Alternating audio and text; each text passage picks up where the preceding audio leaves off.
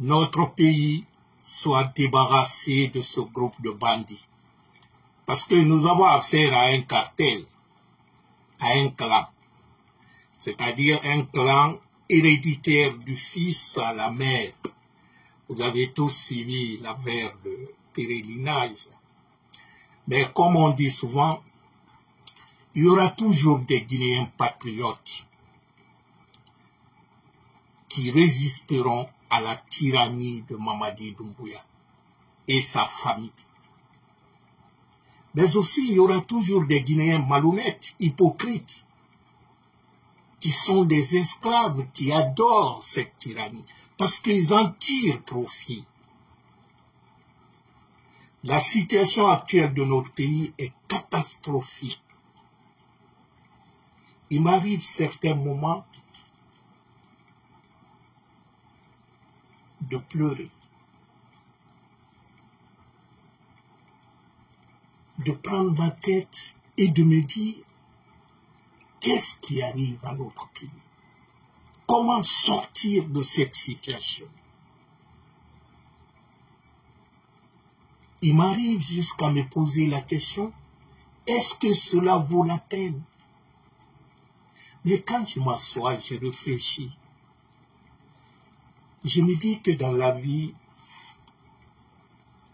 on dit souvent toute difficulté a une finalité heureuse. Il y a des combats de foi, au départ tu rencontres beaucoup d'obstacles.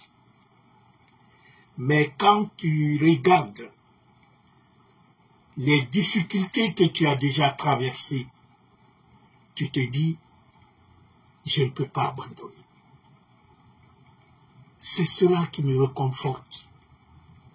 Vous savez, le pouvoir n'a pas peur des gens, le peuple qui a faim. Surtout quand le pouvoir appauvrit le peuple pour sa soumission. Parce que Mamadi est venu appauvrir les Guinéens. Il appauvrit le peuple. Avec les armes, il veut leur commander. Vous savez, quelqu'un qui est pauvre accepte tout. Les seuls pauvres que le pouvoir dictatorial a peur, c'est cette partie du peuple qui réfléchit malgré sa pauvreté. C'est cette couche digne, l'ambétigui parmi nous, que le pouvoir a peur. Ces patriotes dignes, qui sont très nombreux aujourd'hui en Guinée, mais malheureusement qui sont silencieux, qui sont invisibles, qui se taisent. Comme disaient certains, le plus grand mal dans une société, c'est pas ceux qui font du mal devant tout le monde, visiblement, mais c'est le silence de ceux qui savent ou ceux qui peuvent agir. C'est leur silence qui fait plus mal. C'est dans cette situation que nous vivons aujourd'hui en Guinée. Mais Dieu sait faire les choses. Vous savez, dans toutes les sociétés du monde, il y a des couches privilégiées dans la société, que ce soit les sociétés traditionnelles ou sociétés modernes actuelles, que ce soit en Afrique ou en Occident. On parle de cette catégorie. On leur appelle les élites. Ça peut être les élites intellectuelles, ça peut être les élites des hommes d'affaires, ça peut être l'élite religieuse aussi. Tous ceux qui ont cette option de pouvoir sur les autres, sur la grande majorité qu'on appelle le peuple, font partir de l'élite. Mais l'intellectuel ou l'élite n'est rien s'il ne vit pas entièrement, si sa vie n'est pas entièrement dévouée à la cause de son peuple. S'il n'a pas une partie, s'il ne prend pas sur lui une partie de la souffrance de ce peuple en se mettant à sa place. Mais, très malheureusement, cette élite intellectuelle ou religieuse ou des hommes d'affaires, quand tu parles avec eux au téléphone ou vous vous rencontrez, c'est pour te dire, laisse tomber, viens prendre ta part, mange ta part, et laisse ce peuple-là souffrir. Ce n'est pas ton problème. Toi seul, tu ne peux pas régler les problèmes de tout le monde. Et cette malhonnêteté est devenue une valeur sociale à Guinée. Combien de parents, pères de famille, les agrégés d'université, les docteurs ou les professeurs qui fait fi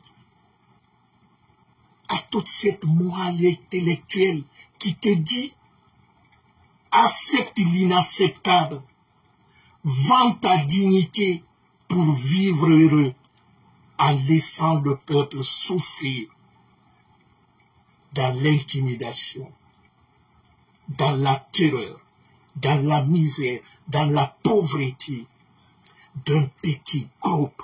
Un petit groupe qui ne représente même pas 1% de la population. Quand vous prenez la fonction publique guinéenne, l'État guinéen n'emploie pas plus de 120 000 personnes. La Guinée, la population guinéenne, si on fait le recensement actuel, on est plus de 17 millions d'âmes. Est-ce que les 120 000, quand tu ajoutes ceux qui travaillent au sein des sociétés privées, on dirait 140, 150, vous prenez les religieux, il n'y a pas plus de 10 000 religieux en Guinée. Donc, bref, ça ne représente pas 2% de la population qui domine 98% de la population. C'est-à-dire, on te dit, soumets-toi aux caprices de 2% pour piétiner 98% de la population. Quand un religieux te dit ça, un homme qui dit qu'il est le porte-parole de Dieu sur cette terre, il te dit d'accepter l'injustice, de te soumettre aux caprices de 2% de la population pour faire souffrir les 98% de tes semblables.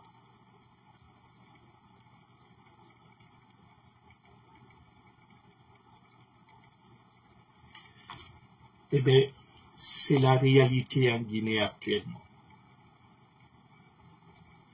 Cette majorité silencieuse qui souffre dans l'âme, qui se meurt, faites un tour à l'hôpital Donka, à l'hôpital chino-guinéen ou à Niasdine. Les personnes meurent pour les maladies banales qu'on peut traiter. Il y a certains, c'est à la rentrée de l'hôpital qu'on leur refuse. Ils meurent sur les lits. Et que ce petit groupe vit dans l'aine, c'est-à-dire dans le luxe insolent, gaspille l'argent du pays. Et tout ça, comment peut-il dormir en voyant une dame à l'hôpital Donka qui, faute d'argent, il n'a pas pu payer la césarienne et elle est morte, laissant un nouveau-né qui ne connaîtra pas sa maman. Un ami médecin m'a dit qu'il a pleuré à chaudes âmes parce qu'il n'a pas pu sauver cette dame qui était là depuis 7 heures. Lui, il est venu, on l'a dit, bon, cette dame est venue, mais on n'a pas pu contacter ses parents, il n'a pas d'argent, on ne peut pas s'occuper. Il dit, mais c'est pas possible. Sauvons la vie. C'est 2 vies qui ont joué. Elle est enceinte, elle a un bébé. Depuis 7 heures, cette dame est couchée, personne ne la touche. Il est venu trop tard et la dame, ils n'ont pu sauver que le bébé. Il m'appelait, il pleurait au téléphone. Je lui demande, mais qu'est-ce qui ne va pas? Qui est décédé dans la famille? Il me dit non. Il dit, j'ai assisté à quelque chose aujourd'hui qui m'a marqué dans ma vie. Et ça va rester pour le reste de ma vie. Imaginez-vous, combien de cas comme ça se passent en Guinée tous les jours?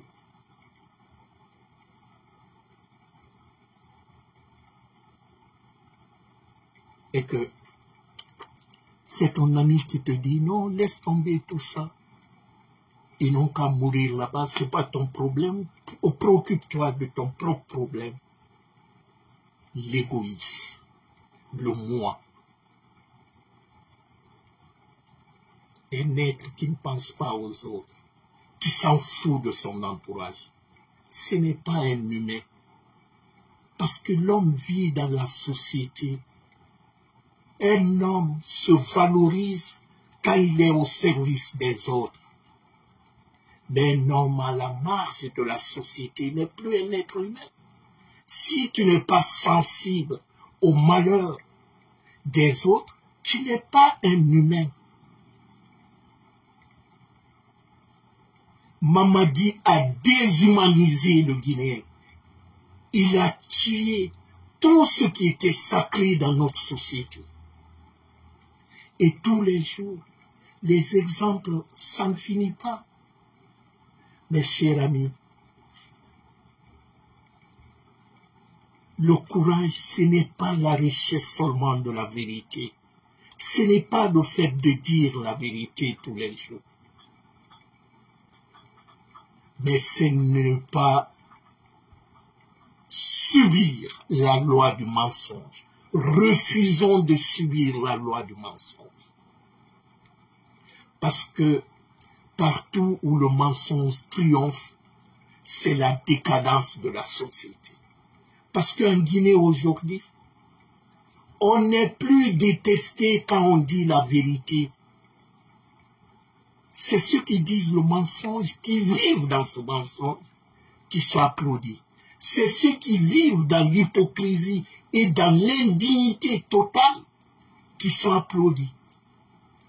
C'est la pyramide renversée. Il ne faut pas faire l'écho des imbéciles. Parce que dans un passé récent, ce peuple, ce pays, la Guinée, n'a que 67 ans d'existence. 67 ans, c'est trop pour un homme, mais c'est très peu pour un peuple, pour une société. Depuis 67 ans, notre pays a eu son indépendance. Il y a eu des dignes fils de ce pays qui sont battus au prix de leur sang pour nous léguer cet héritage sacré qu'on appelle la Guinée. Cette Guinée-là aujourd'hui est différente de la Guinée qu'on nous a léguée le 28 septembre 1958. Parce que les valeurs sur lesquelles s'est fondée cette République, la justice, le travail et la solidarité qui est notre emblème, n'existent plus aujourd'hui en Guinée. On n'a plus de repères en Guinée. On a perdu ce qu'on appelle les modèles sociaux. Parce que dans toute société, il y a des personnes qu'on appelle les personnes ressources. C'est les personnes de référence, c'est les modèles qu'on respecte. Mais toute cette valeur-là a disparu en Guinée. Parce que nos sages ont failli. pour ne pas être arrogant ou grotesque, je préfère employer ce mot failli à leur devoir. Si dans une famille, le père de famille n'est pas juste avec les enfants, dites-vous que cette famille-là, il n'y aura ni la discipline ni la sécurité. Parce qu'ils savent que leur papa n'est pas juste envers ses propres enfants. Le pays aussi est comme ça. Si ceux qui doivent être les modèles pour nos sociétés sont eux qui applaudissent un groupe de bandits armés qui fait souffrir toute la population, tu entends les imams dire aujourd'hui, c'est lui l'envoyé de Dieu. C'est Dieu qui l'a donné le pouvoir pour faire souffrir sa population, pour tuer les gens, pour kidnapper les gens, pour voler toute la richesse qui appartient à toutes les populations. Les morts aujourd'hui, on ne compte pas. Tous les jours que Dieu fait, il y a quelque chose de calamité qui se passe en Guinée. Mais vous savez, un digne fils ne reçoit jamais une personne qui a humilié son père dans sa maison. À plus forte raison, céder la gestion de son foyer, donner la gestion de son foyer à celui qui fait unir ton père. Mamadi, c'est un démon. Mamadi est né dans la honte. Il est né dans cette douleur d'enfantement qui a créé un phénomène, un monstre pour la société. Mamadi, son travail, c'est un criminel. Sa mère le sait. Mamadi allait voler les téléphones et les appareils photo des étudiants qui étaient à l'université de Cancan. Quand ceux-ci viennent se distraire un peu au bord du fleuve, Mamadi, c'était son travail, ça. Et qui gardait ces objets volés? Le receleur, c'était sa mère. Cette mère, elle a mis au monde sa photocopie, un enfant maudit, un délinquant. C'est pourquoi aujourd'hui, vous voyez, elle est impliquée dans l'affaire. Et d'ailleurs, ce n'est pas la première fois l'affaire de pèlerinage, là. On sait tous, à chaque fois qu'il y a des pèlerinages en Guinée, le nom de la mère de Mamadi est cité. Vous savez, en Afrique, tous les chefs d'État qui soient Tutsis ou quoi, qui ont échoué dans tout, c'est lorsque leur famille est mêlée à la gestion du pays. Mais depuis que Mamadi est venu, 2004, là, comme en 2021, à ce jour, chaque année pour les pèlerinages, c'est les mêmes problèmes. Cette dame qu'on appelle Hadja Domani Konaté, Hadja Domani Konaté, c'est la coordinatrice des mouvements de soutien de Mamadi à Kankan. Et c'est la cousine de la mère de Mamadi. Et la société qu'on appelle fictive là, ce n'est pas une société fictive. C'est la société créée par la mère de Mamadi. Parce que la mère de Mamadi, chaque année, on lui donne plus de 50 billets, places pour le pèlerinage. Mais comme elle n'a pas cette foi en Dieu. Parce que, on dit, on peut te donner, même si ce n'est pas honnête, parce qu'une seule personne, pourquoi donner 50 places à une dame, une citoyenne comme tout le monde? C'est pas parce qu'elle est mère de Mamadi. Mais si c'était quelqu'un qui connaissait Dieu, qui n'est pas né dans la méchanceté et dans le mécréant, tu ne peux pas revendre ces places-là à d'autres. Mais tu donnes cadeau. Alpha Condé par an donnait combien de places? C'était les centaines de places qu'on donnait à tous les médecins en Guinée. De Kassa à Lola, de Lola à Kouremaline, partout en Guinée, on l'envoyait la liste. C'est lui qui choisissait des maisons qui n'ont pas de moyens d'aller au pèlerinage. Aucun des parents d'Alpha n'était associé au problème de pèlerinage. Qui a entendu parler qu'un parent d'Alpha était mêlé? Tout ce que nous voyons là, c'est après le coup d'État. Parce que Mamadi, c'est-à-dire c'est un caractère, c'est une famille de bandits qui ont braqué la Guinée. C'est un groupe de bandits, de délinquants. De sa mère jusqu'au dernier petit-fils de leur famille sont en train de braquer, brimer la Guinée. Mais c'est ça, c'est-à-dire pour eux, la Guinée leur appartient. Parce que Mamadi est né bandit, Mamadi a grandi bandit, Mamadi vit, c'est-à-dire c'est dans son ADN. Mamadi n'est pas devenu bandit, mais il est né dedans. La délinquance fait partie de l'héritage de Mamadi. C'est pourquoi il n'a pas pu aller à l'école. Donc quand un bandit braque un pays, c'est la pagaille. C'est-à-dire il y a plus de, il n'y a plus de parole officielle en Guinée. Il n'y a plus d'officiels en Guinée. La Guinée est gérée comme une république bananière. C'est-à-dire sans loi, sans foi. On est abandonné à nous-mêmes. Il n'y a pas d'État guinéen alors là. Comment cette dame, Kadja Domani Konaté, prend plus de 500 places, il revend des billets aux gens. Tous ceux qui connaissent, si vous avez les amis à l'Occident, demandez-le. Nous, on a des amis au Canada ici qui sont partis en Guinée pour aller à la Mecque. Donc, ce qui est clair, ils sont partis, les places qui devraient revenir. Je n'ai rien contre eux, mais les places qui devraient revenir à des citoyens guinéens sur place là-bas, c'est cette place qu'on leur a donnée, mais en payant plus cher. Et ce n'est pas 60 millions qu'ils ont payé, ils ont payé 70 millions, 80 millions, qui fait peut-être 3 000 $ ou 4 000 $ ici. C'est comme ça que... Mais qui fait ça? C'est la maman de Mamadi Doumbouya. Et tu entends Amara Kamara sortir, ouais, faut pas tenir compte, les gens qui donnent les trucs, il faut regarder. Mais regarde-moi, ils banalisent même. Une vieille qui nous disait, il dit, mon fils a traversé le Sahara. Il a échappé à la mort, il pouvait mourir. Mais en allant, il a pris la promesse.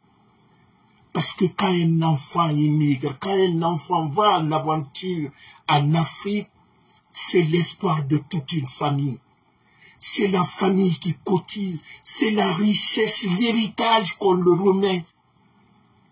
C'est lui qui sera le sauveur de la famille. Et l'enfant a dit, maman, les 2 premières années, dès que je rentrerai, si Dieu me donne la chance d'arriver en Europe, les 2 premières années, je ferai tout pour t'envoyer à la Mecque.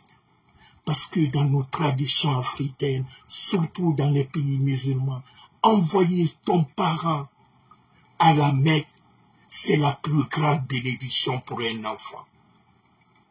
Surtout, nos mamans à certains âges, on sait à tout moment il peut partir.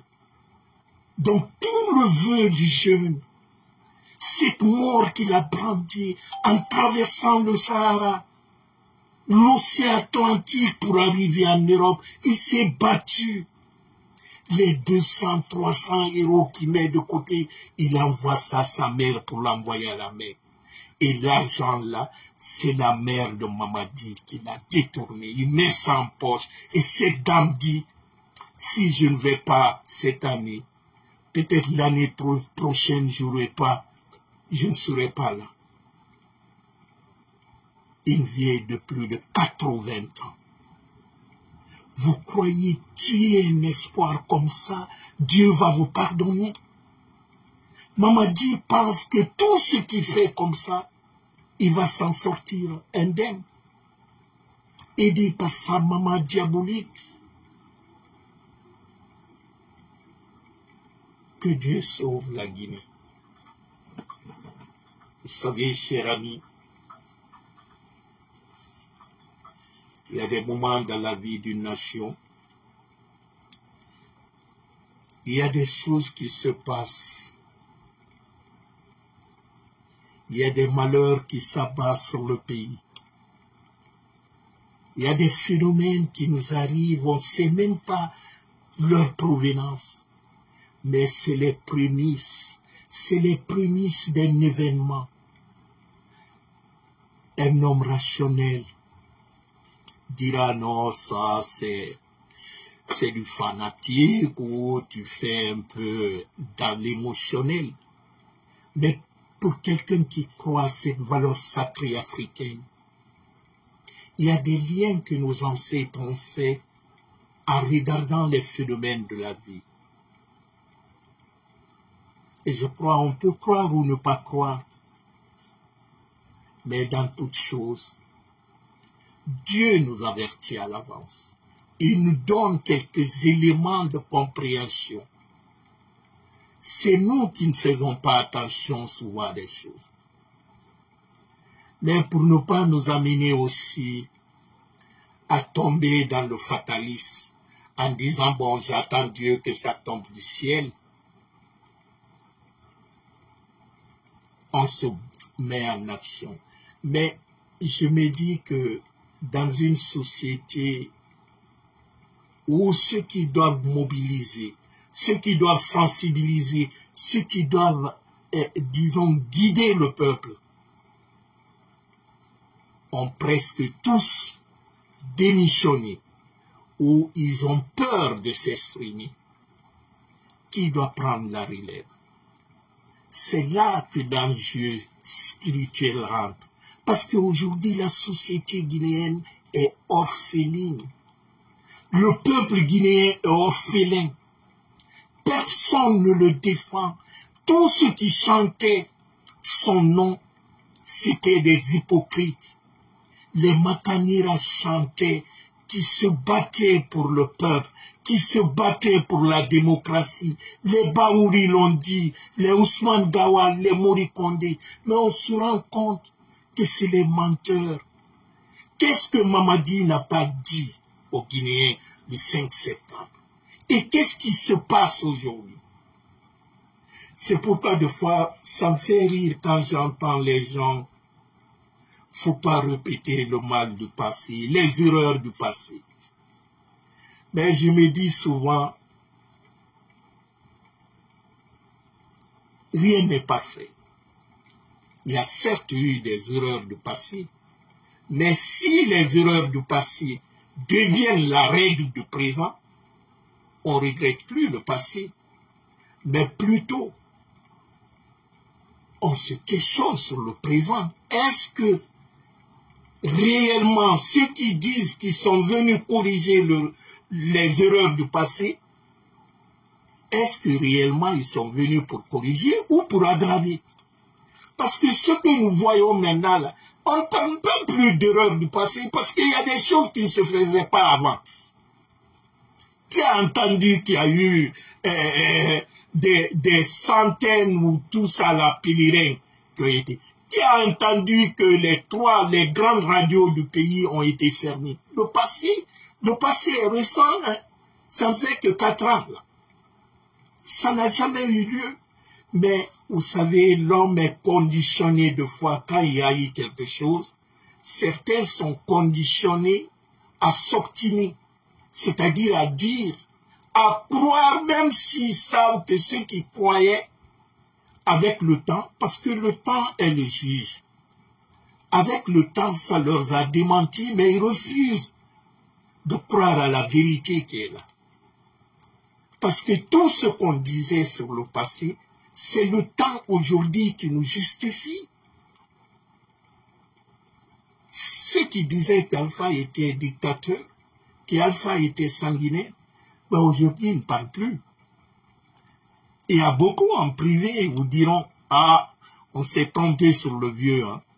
Parce qu'au temps d'Alpha Condé, on pouvait parler en Guinée, on pouvait manifester en Guinée, plus de 700 manifestations au temps d'Alpha Condé. Mais aujourd'hui, il y avait même la liste macabre que Ousmane Gawal faisait, on recensait le nom des des militants de l'UFDG comme morts pour salir. Vous savez, pour salir quelqu'un, on est dans un monde de communication. On faisait les marches funérailles. Mais pourquoi on ne fait plus? Ou bien depuis que Mamadi est venu, il n'y a jamais eu de mort en Guinée pendant les manifestations, malgré qu'il a interdit les manifestations. Mais pourquoi on ne fait pas les marches funéraires? Pourquoi il n'y a plus de listes macabres? Pourquoi il n'y a plus de grève? Les syndicalistes qui sortaient pour un rien. Les journalistes. Pourquoi aujourd'hui ils ne font pas? Surtout que ces politiciens qui se disaient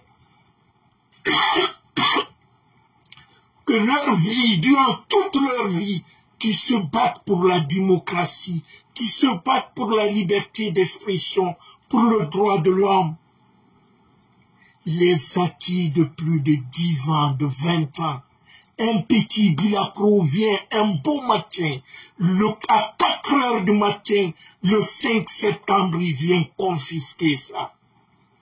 Et vous avez le kilo Baouri de dire devant le peuple de Guinée que vous êtes battu pour ce peuple. C'est indigne. Dire ça, c'est l'indignité pro max. On peut vendre son honneur. On peut vendre sa famille, sa maison ou quoi.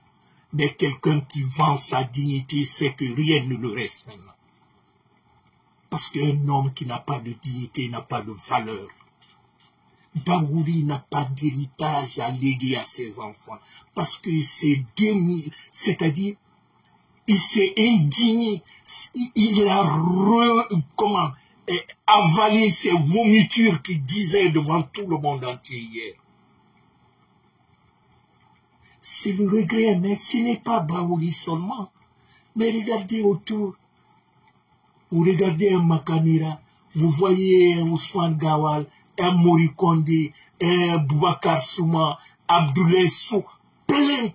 C'est pourquoi je dis que s'il y a un apport positif de ce coup d'État, c'est que ça nous a permis de découvrir certains Guinéens. C'est que ça nous a permis de savoir qui est qui dans notre société.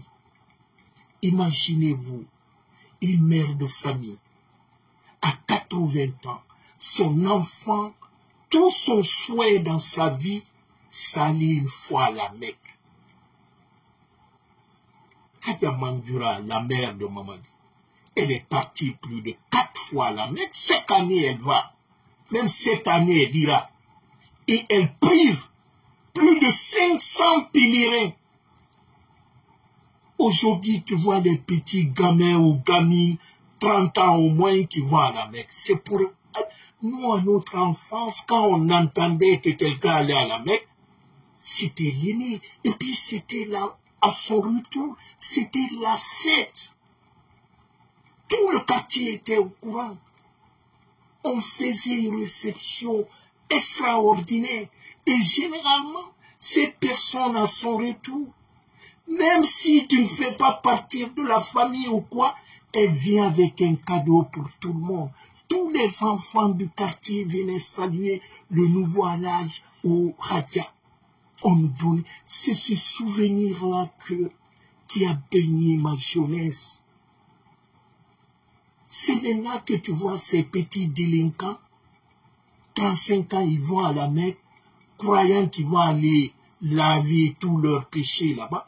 Ils retournent, ils replongent encore dans la merdique.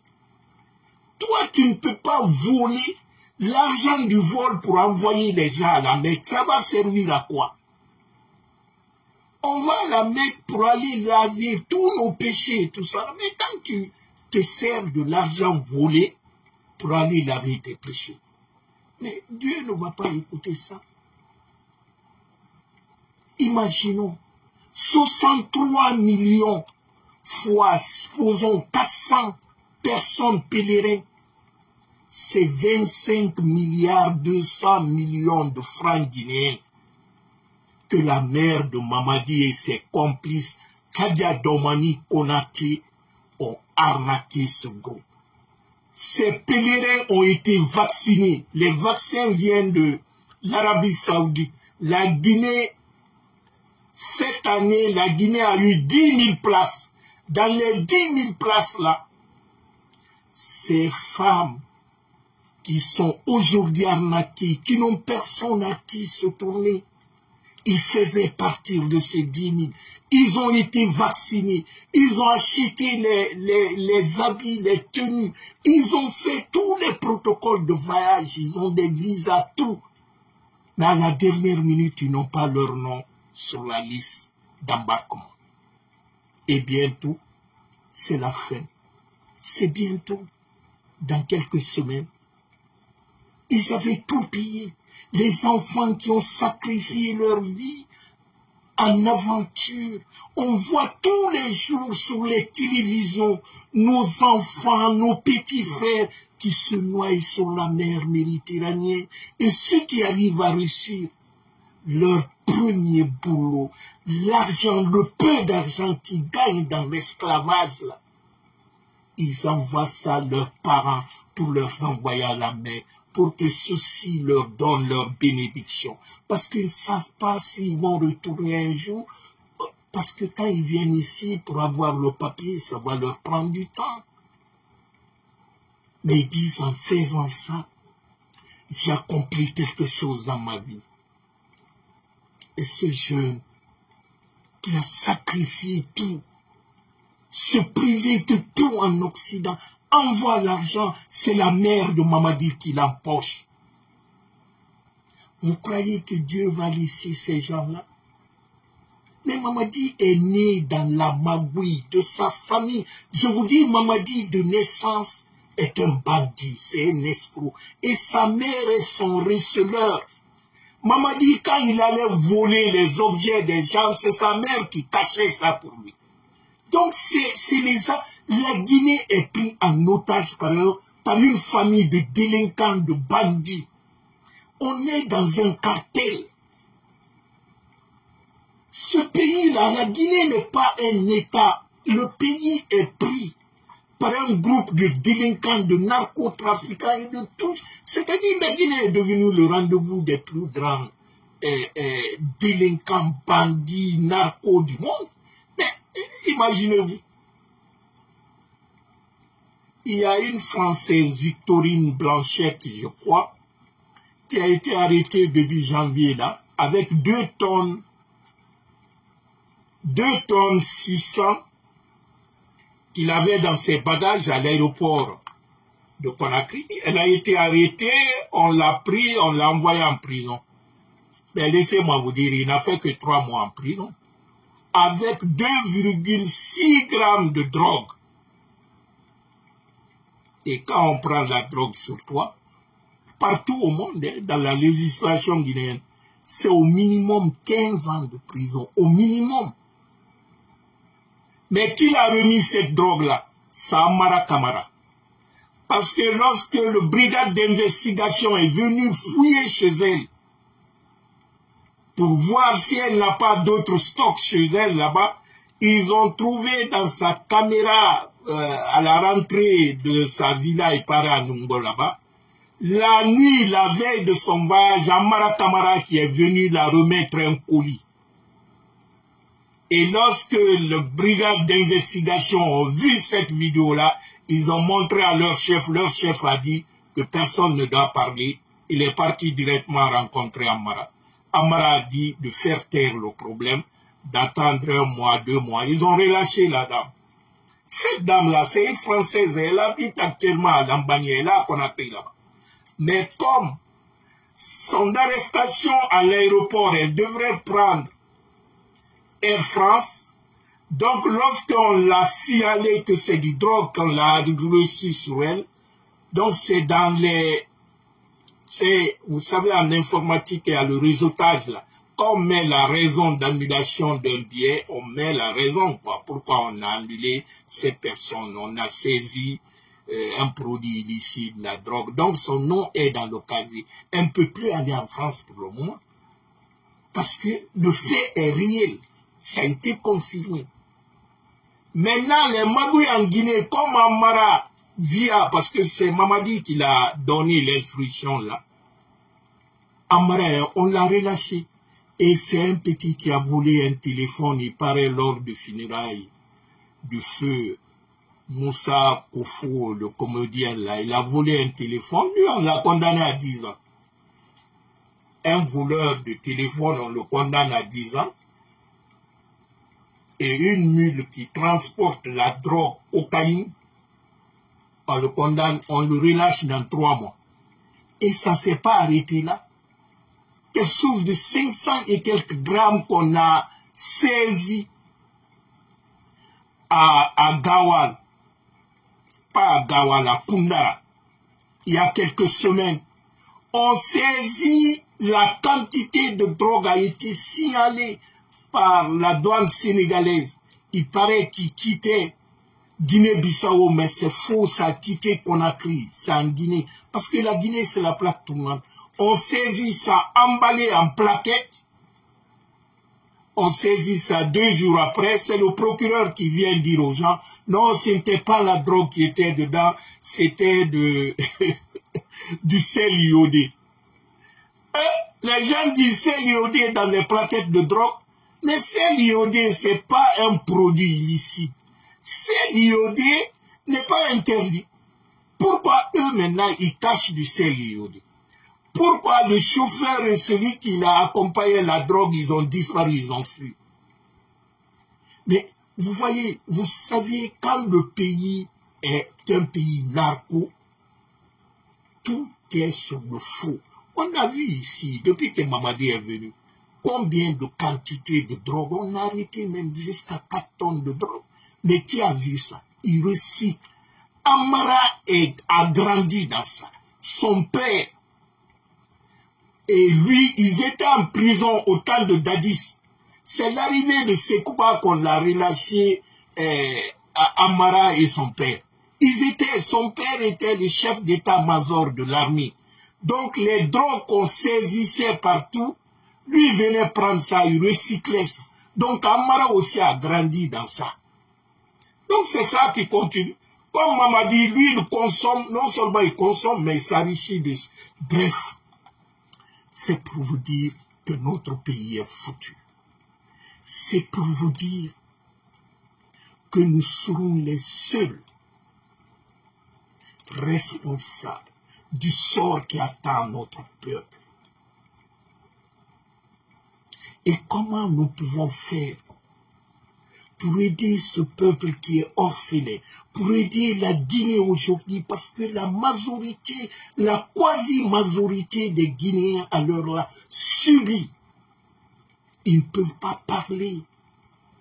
C'est à nous de prendre le courage d'expliquer à nos parents ce qui arrive à notre pays. Il ne reste que ça.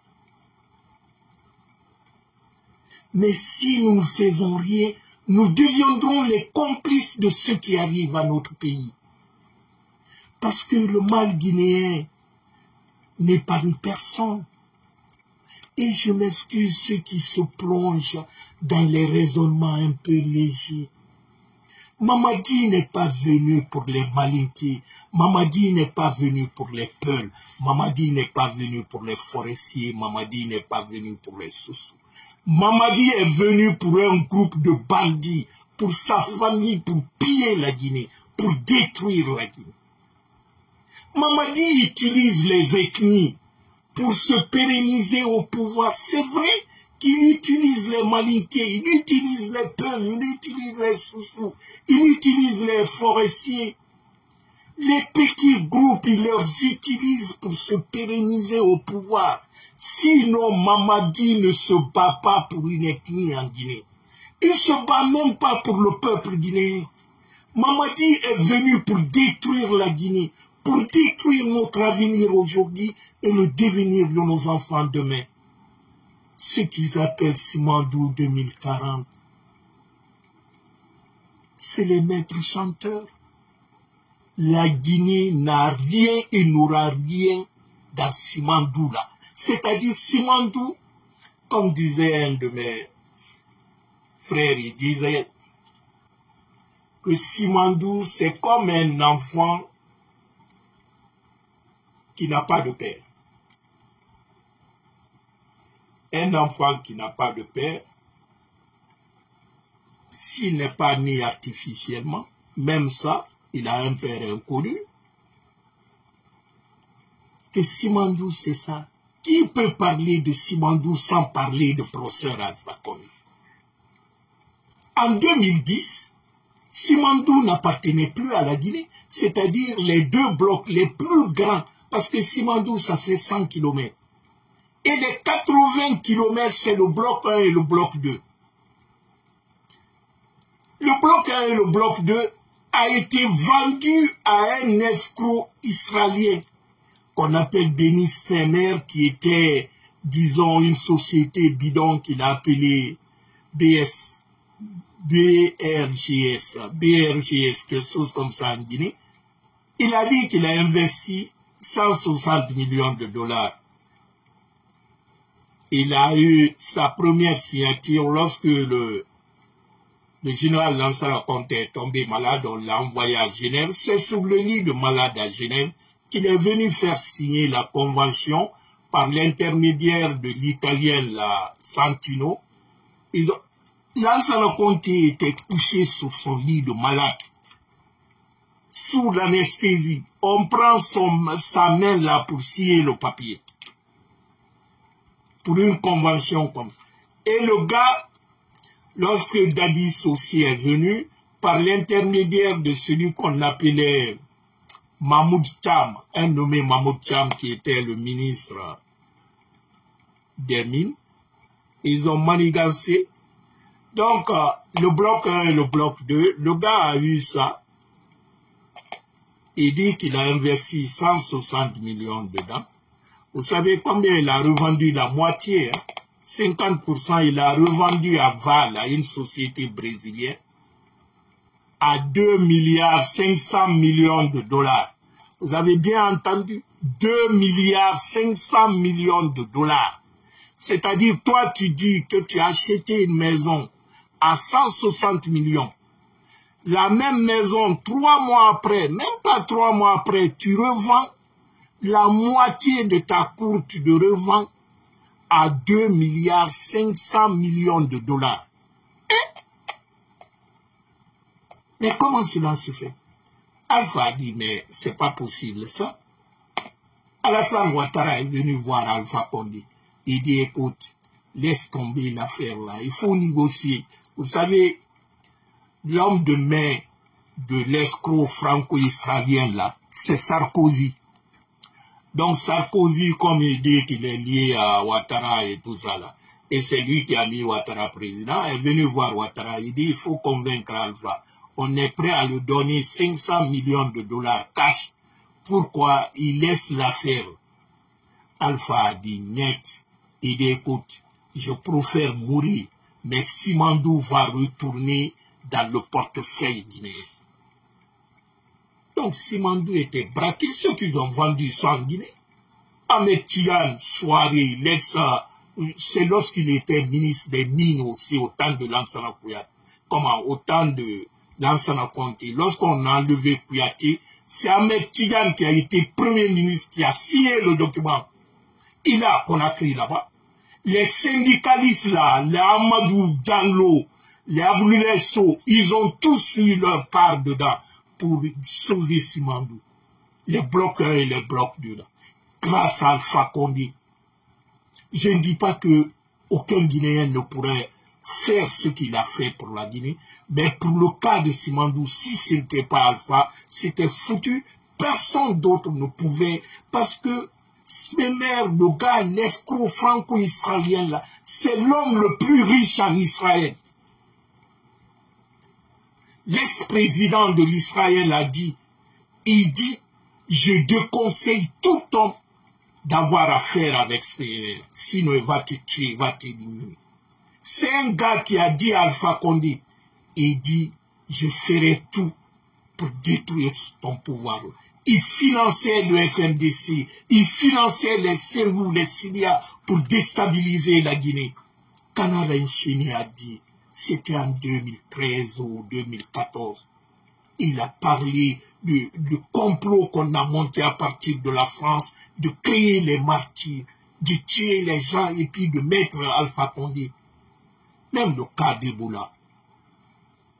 Ce mec, on l'a dit, comment Ebola peut quand même traverser l'Afrique centrale, venir tomber en Guinée, en Sierra Leone. Et le directeur du laboratoire que Spremer même finançait en Sierra Leone, lui, il a été assassiné. Il y a des choses qu'on ne veut pas revenir. Peut-être un jour viendra, tout Guinéen conscient va faire une sorte de rétrospective sur le passé. Parce qu'on dit celui qui ne connaît pas son passé a de fortes chances de répéter les mêmes erreurs. Parce que le vrai problème chez nous, on dit toujours il faut pas passer le chiffon, il ne faut pas en parler, laisse tomber, c'est le passé. Non. Mieux vaut critiquer le passé, interroger le passé pour éviter que la même chose se répète demain. Mais quand on fait fi à tout, mais c'est la même chose. Qu'est-ce qui se passe aujourd'hui en Guinée? Parce que ces hypocrites, ces indignes-là, qu'on connaissait depuis longtemps, sont eux qui soutiennent tous les régimes fascistes en Guinée, parce qu'ils sont là. Parce que nous, la société, en tant que société, on leur tolère. Les Makanira doivent être les gens morts politiquement en Guinée après le CNRD. Les Aboubakar Souma, les Baouri, c'est les gens qui ne doivent plus parler devant la population parce qu'on a compris. On a compris que tout est faux chez eux. Très cher ami, je le dis et je le répète. Peut-être certains me diront que je suis excessif, mais le vrai bonheur, on l'apprécie lorsqu'on l'a perdu. Vous savez, l'absence d'Alpha Condé, je me dis toujours que dans la vie d'un homme, ne te bats pas pour que ta présence soit remarquée, pour que les gens disent, mais voilà, cet homme-là est... Mais bats-toi pour que ton absence soit regrettée. En faisant quoi? En faisant les choses qui parlent dans ton nom. C'est-à-dire, tu fais des actes qui parlent plus haut, qui font du bruit. C'est ça un homme d'État. Vous savez, Alpha Condé a causé un fossé si énorme qui, à ce jour, l'alternative capable de réunir tous les Guinéens et de nous remettre sur les rails, c'est lui. Prions, tout Guinéen patriote et digne doit prier tous les jours que Dieu accorde longue vie et santé de fer d'Alpha. Les hommes sont indispensables. On ne dit pas que l'homme est indispensable. On ne peut pas dire que cet homme est immortel, qu'il faut lui. Mais dans l'évolution de toute société, il y a des personnes dans les contextes spécifiques, dans les circonstances précises, ils deviennent indispensables. Parce que ce sont eux qui ont la clé. Vous écoutez beaucoup de gens aujourd'hui qui vous disent ou pas, ils diront on s'est trompé. Ils vous diront que c'est lui qui pourra nous régler tous ces problèmes-là. C'est pas parce qu'il est plus intelligent que nous, mais Dieu l'a donné cette clé-là. Parce qu'il était là, il connaît là où il a laissé la Guinée. Et nous connaissons tous que là où il a laissé la Guinée, c'était ça le bon chemin. Parce qu'aujourd'hui, on est dans la dérive, sur tous les plans. C'est la première fois dans l'histoire de la Guinée que la Banque centrale est en rupture de liquidité. Il n'y a même pas 10 millions de dollars qui est à liquidité à la Banque centrale. La première fois dans l'histoire de la Guinée que les travailleurs de la Banque centrale grèvent. Ça sont des faits. Le pays est en récession. On n'est plus, l'inflation est petite parce que tout le monde voit l'augmentation des prix. On a dépassé le stade inflationniste. On est dans le stade de récession de l'économie. C'est-à-dire l'État n'arrive plus à fonctionner. L'État n'arrive plus à faire fonctionner son rôle régalien. Le salaire des fonctionnaires. Certains engagements de l'État ne peut plus faire. Donc c'est à nous, les Guinéens, de tirer toutes les conséquences. Parce que demain, personne ne dira qu'il ne savait pas. Ce qui se passe aujourd'hui, ça se passe, c'est-à-dire, ça se passe en grandeur nature devant nous. Tous les jours, nous entendons les détournements, les 4 tonnes d'or. Il y a des audios qui sont là. C'est-à-dire, avec Mamadi, les preuves sont là, sont claires. Ça vient d'eux-mêmes. Il y a des audios, il y a des preuves écrites, les documents comptables, les 4 tonnes d'or, comment ça a été détourné. Maintenant, c'est la pauvre dame qu'on limoge et puis par après, on se rend compte, on dit, ah, il y a eu des langues là, on va l'envoyer au patrimoine bâti. On l'envoie au patrimoine bâti, on le limoge 2 jours après, on le... Je vous dis, c'est la pagaille. On n'a plus d'État. C'est-à-dire, le pays, la Guinée existe comme pays, mais la Guinée n'existe plus comme un État. Parce que l'État n'existe pas. C'est la merde. C'est du bordel partout. C'est à nous d'agir. Nous seuls d'agir. Vous savez, un dictateur ne règne que lorsque le peuple est silencieux. Parce que c'est le silence du peuple qui encourage le dictateur. Quand le peuple se lève, la peur change de camp. Parce que il est l'heure de choisir ce courage. Parce que c'est à nous d'engager. Il n'y a pas d'autre moyen. Avec Mamadi, c'est le rapport de force. Il n'y a pas de dialogue possible. Mais tous les jours qui passent, vous voyez, il n'y a pas eu de vol en Guinée. Depuis l'indépendance jusqu'en 2020, là, et il n'y a pas eu de vol en Guinée que maintenant.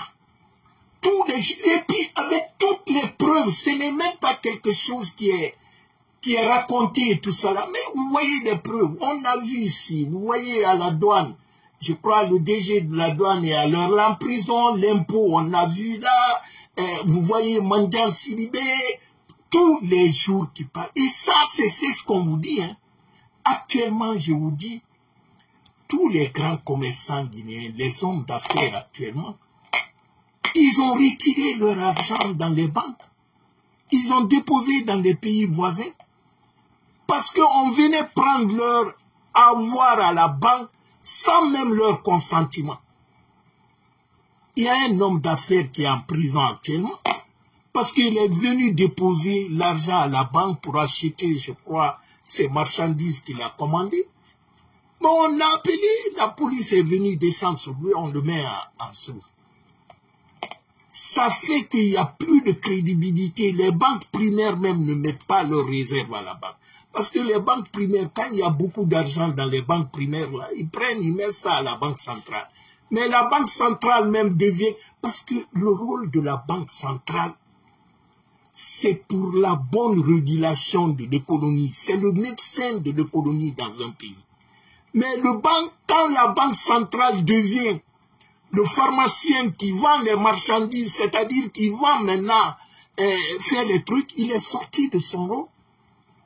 C'est pourquoi nous entendons tous ces scandales. 4 tonnes d'or par-ci et cela. Personne ne sait comment faire. C'est-à-dire, Mamadi est venu tout désir. C'est-à-dire, tout Nyarami, quoi. Il a mélangé tout gâté. Mais comme je disais au départ, cher ami, la démarche la plus simple dans la vie, c'est le courage d'un homme à ne pas prendre le mensonge comme acquis. C'est le courage d'un homme à dire trop c'est trop, je ne peux plus continuer. C'est le courage de te dire que demain tu vas mourir. Mais qu'est-ce que tu laisseras comme héritage? Parce que nous sommes tous des mortels. Vous savez, parler de tout, dire tout, tu finiras de ne rien dire. Car personne ne dira quelque chose que personne n'écoutera. Parce que le feu, quand le feu brûle la case, on dit dans le Mandembere, quand le feu brûle la case, la limite c'est la mort. On est arrivé à cette limite.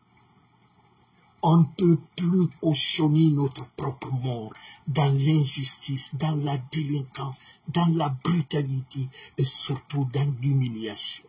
Ces pauvres mamans, à la fin de leur vie, la seule chose qui est importante pour eux sur cette terre, c'est aller au pèlerinage. Plus de 500 personnes qui sont privées de ça. Par la faute de qui? Par la faute de Mamadi et de sa mère. Comment peut-on accepter une telle humiliation, une telle injustice en disant « tais-toi, profite ». Je ne le ferai pas.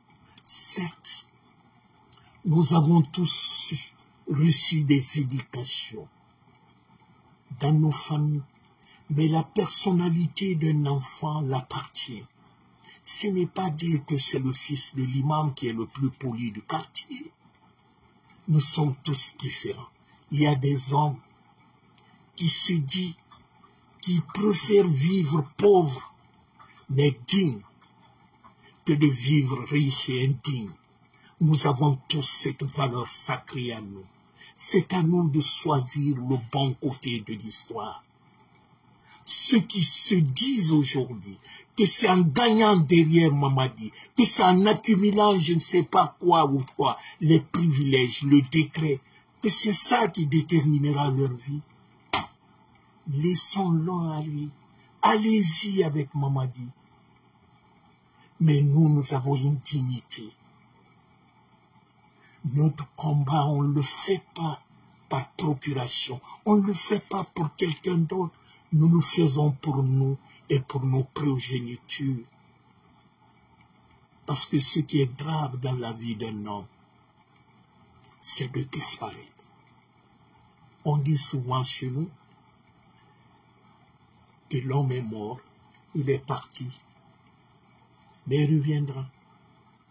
Oui, il est parti, mais il a laissé les belles œuvres.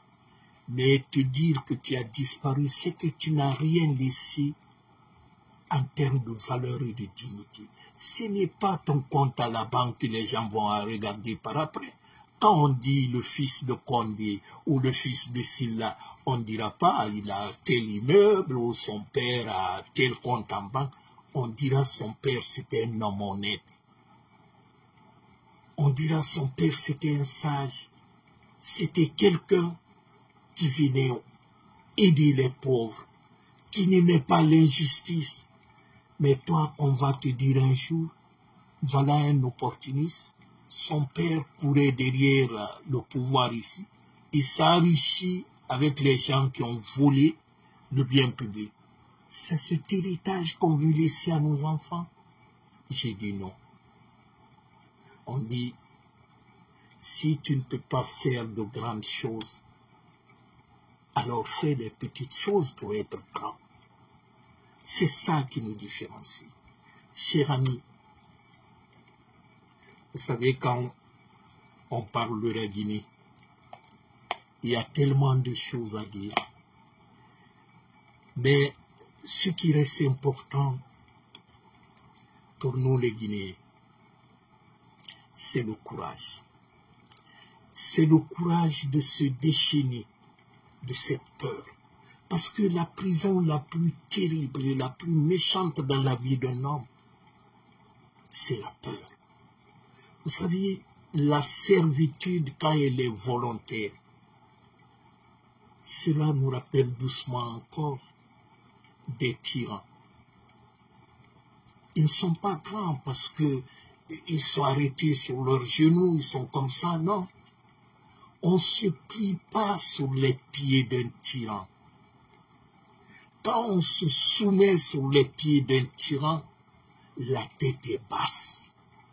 On mène une vie qu'on veut certes, mais dans les conditions déterminées par le tyran.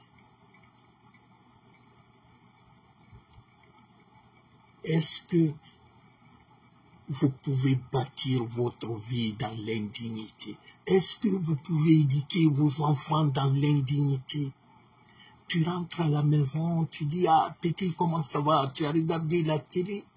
Mais tu sais que tu viens quelque part où quelqu'un t'a donné un coup de pied en te disant, maudit, si tu ne fais pas ça, je te fous la porte. Ou bien si tu ne m'amènes pas ça, demain il t'insulte, tu te rabaisses. Mais à un certain moment, il faut se révolter contre soi-même. Le respect, on ne le donne pas. Cher ami, il est temps pour moi de vous dire merci. Merci de votre écoute. Et surtout, continuons le combat.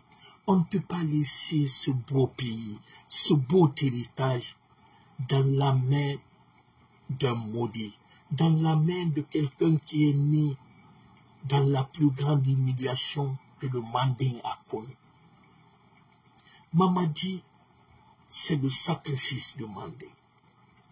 Mamadi sait que son sort est scellé. Et ça, tous les jours qui passent, nous voyons les exemples, hein. Nous voyons les prémices.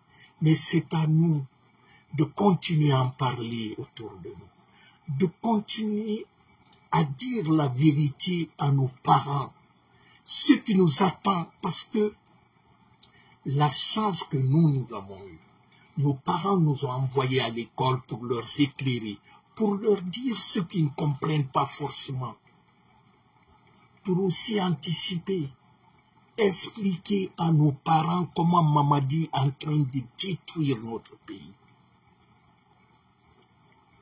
Il met les gens en prison, lui il amasse tout, il envoie la drogue pour droguer nos enfants toutes les semaines, c'est les soirées, c'est les danses, c'est pour ne pas que nos enfants les plus jeunes réfléchissent réellement sur leur avenir. Il leur met dans la passivité. L'amusement ne développe pas un pays. Ce n'est pas les plages là ou les trucs là que la Guinée dira développer. Le développement commence par l'homme. Tu ne peux pas être malheureux dans la misère, tu n'as même pas quoi manger, qu'on va te dire, l'échangeur de Bambeto d'ailleurs qu'il a hérité ça, le programme d'Alpha Condé et tout ça, te dit je suis entré au Simandou 2040. Dans 15 ans, Simandou 2040, je ne le souhaite pas, mais il y a beaucoup d'entre nous peut-être qui ne seront pas là. Dans 15 ans, on ne sait pas. Est-ce que ce même Mamadi sera là? J'en doute. Cher ami, continue. La fin est proche. Toute chose a une fin. La seule chose qui reste constante et permanente, c'est le changement. Ayons le courage et la volonté de continuer cette lutte. Parce que nous sommes proches de la fin. Moi, j'y crois. Donc, continuons le combat. Et avoir le courage d'en parler autour de nous. De ne pas hésiter de discuter avec les amis, avec les parents, comment ils voient la situation du pays. Parce que tout le monde sait qu'aujourd'hui, ça ne va pas. Ça ne va pas. Et cela, personne n'est épargné. Même ceux qui font semblant que tout va bien, tout est... Mais ils le savent consciencieusement. Nous sommes tous les Guinéens. Donc, continuons à parler à nos parents. Continuons à expliquer et partager ces vidéos pour discuter avec d'autres personnes, pour nous poser des questions, et mais aussi pour nous apprendre les choses certainement qu'on ne sait pas.